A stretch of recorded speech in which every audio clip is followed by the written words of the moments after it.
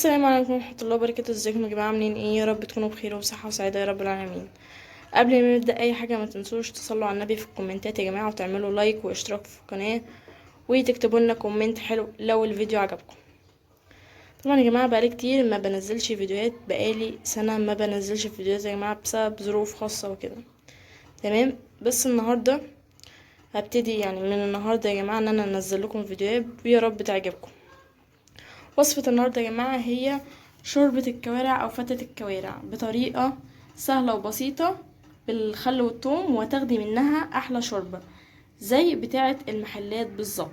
طبعا معانا الكوارع زي ما انتم شايفين كده اهي، بيضة ونضيفة جدا. ومعانا البهارات ورق لوري وفلفل اسود وحبهان وكوبي باصيني، ومعانا هنا جوز الطيبة وسبع بهارات وملح. ومعانا الخضار طماطم بصل جزر. هما دولت يا جماعة اللي احنا هنحتاجهم في الشوربة. طبعا يا جماعة هنبتدي ان احنا ننزل البصل والجزر زي ما انتم شايفين كده،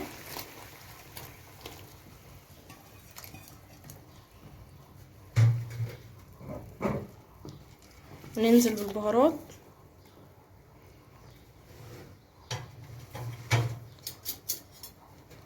وهنديهم تقليبة.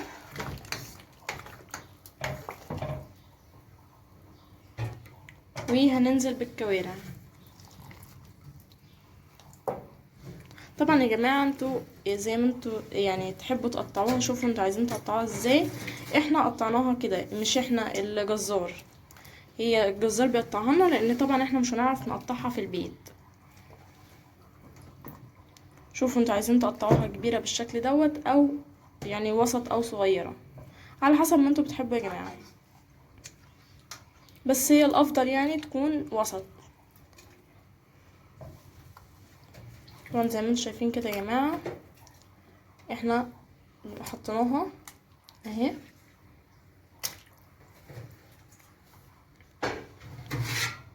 هنقفل عليها يا جماعة كويس. طبعا لو عندكم يا جماعة حلة ضغط هتبقى احسن بكتير، تمام، عشان تستوي كويس وما يطلعش منها اي بخار. تمام، لو ما عندكمش حاولوا بقى ان انتوا تحكموها كويس يا جماعة، وتفتحوا عليها بعد ساعة وربع، وهتشوفوا النتيجة عاملة ازاي، وهتطلع مستوية جدا. طبعا يا جماعة هنسيبها تستوي وهنقول لكم هنعمل ايه تاني، خليكم معايا. ورجعنا لكم تاني يا جماعة بعد ما احنا ايه سيبنا الكوارع على نار هادية. تمام كده بقى لها ساعة الا ربع زي ما انتم شايفين كده يا جماعة، هي بقى لها ساعة الا ربع، يعني كمان نص ساعة وتكون استوت. زي ما انتم شايفين كده يا جماعة ريحتها حلوة جدا زي ما انتم شايفين. طبعا يا جماعة هنقفل عليها زي ما انتم شايفين كده، وهنعمل الصلصة بتاعة الفتة.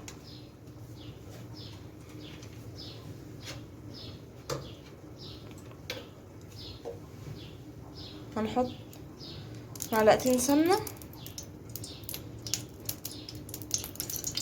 زي ما انتم شايفين كده يا جماعة، وريحة الكوارع حلوة جدا، ريحتها حلوة.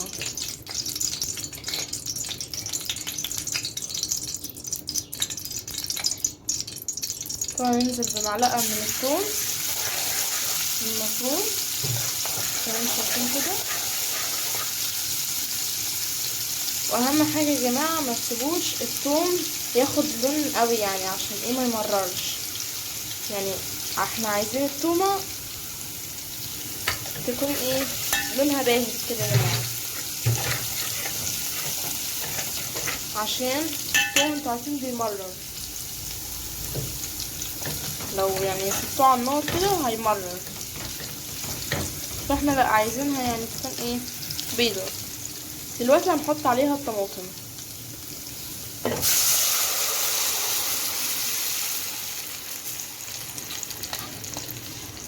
هنديها تقليبة زي ما انتم شايفين كده.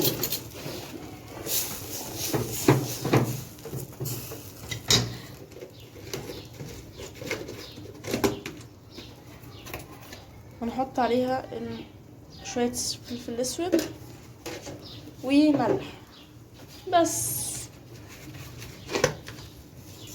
لو عايزين تضيفوا مكعب ماجي مفيش مشكلة، بيدي برضو طعم حلو ليها، بس احنا حطينا فلفل اسود وملح بس. هنقلبها.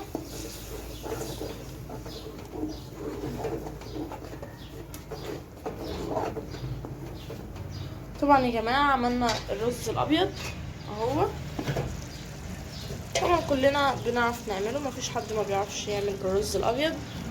طبعا الرز الابيض يا جماعة احنا ما بنحطش المية الاول، لا احنا اول حاجة بننزل بمعلقة سمنة وننزل بالرز، نديله تشميعة على النار كده زي ما بيقولوا، وبعديها بننزل بالمية والورق لوري لو انتوا حابين تحطوا فيه ورق لوري مفيش اي مشاكل، وبصلاية صغيرة بس، وشوية حبهان مطحون، يعني رشة حبهان مطحون بسيطة جدا عشان تعمل له طعم، وملح بس كده يا جماعة. هنقفل عليه.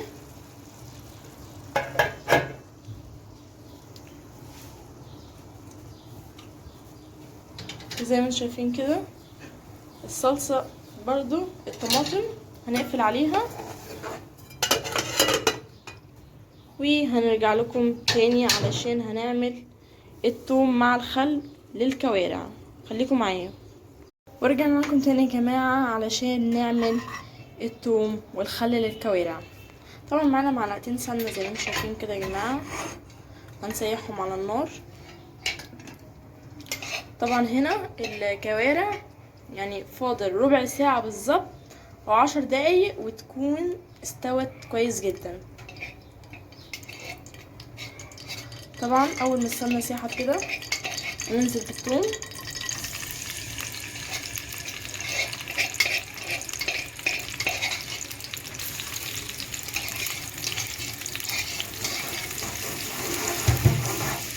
هنبتدي نقلب.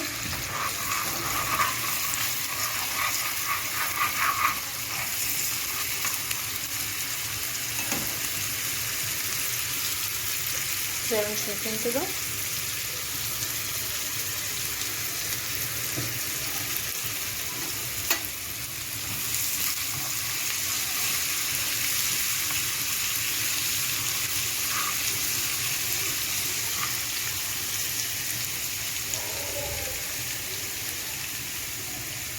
وهنجيب شوية كزبرة ناشفة مطحونة زي ما انتم شايفين كده يا جماعة وننزل عليهم.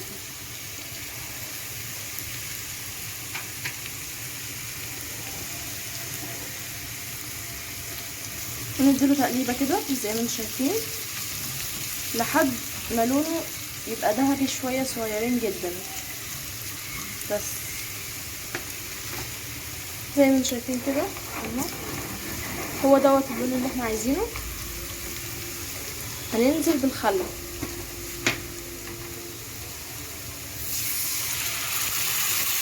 بس كده، ودي هتكون الدقة بالخل والثوم للكوارع اللي احنا هنحطها على الوش من الكوارع يعني. زي ما انتم شايفين كده يا جماعة الكوارع اهي، طبعا ريحتها تحفة. اللهم صل وسلم على سيدنا محمد.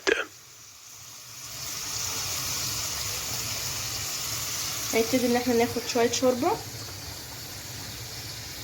ونحط على العيش، تمام، بس ما يكونش الشوربة كتير، يعني مش عايزين الشوربة ان هي تطري العيش بالزيادة، لا احنا عايزين برضو ايه نخلي العيش مقرمش شوية. ويفضل يا جماعة ان انتوا تحمصوه، تحطوا عليه شوية سمنة وتحمصوه، يعني ده يفضل. هنحط برضو شوية من الدقة عليه عشان ياخد طعم.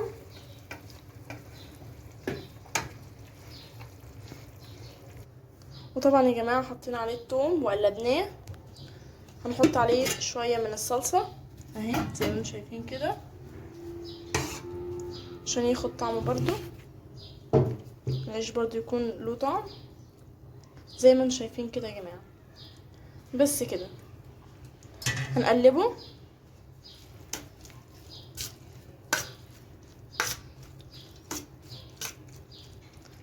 بس كده يا جماعه عشان بس ياخد طعم، وننزل بالرز.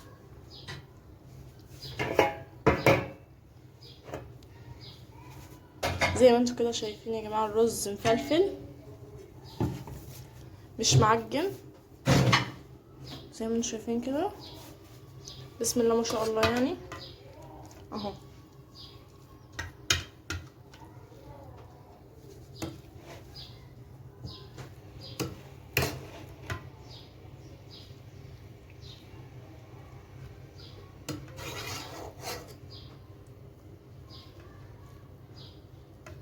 زي ما انتم شايفين كده.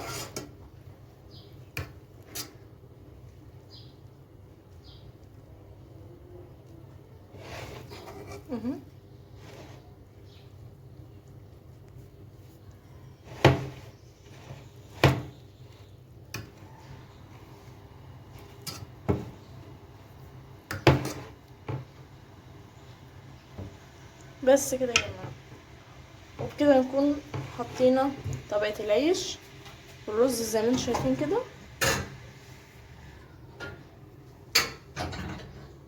هنجيب الكوارع ونرجع لكم تاني. وبكده يا جماعه ده الشكل النهائي. هنحط شويه من الثوم، احنا حاطين بس هنحط تاني زي ما انتم شايفين كده. واهي الشوربه يا جماعه زي ما انتم شايفين دسمه وطعمها تحفه. هنحط برضو شويه هنا برضو، بجد يا جماعه بيديلها طعم حلو قوي قوي قوي الثوم بالخل. ولو وصلتوا لحد هنا يا جماعه ما تنسوش بقى تعملوا لنا لايك واشتراك في القناه وتفعلوا لنا زر الجرس علشان يوصلكم بشعر بكل جديد، ونقدر ان احنا ننزل فيديوهات جديده وان شاء الله تعجبكم. والسلام عليكم ورحمه الله وبركاته.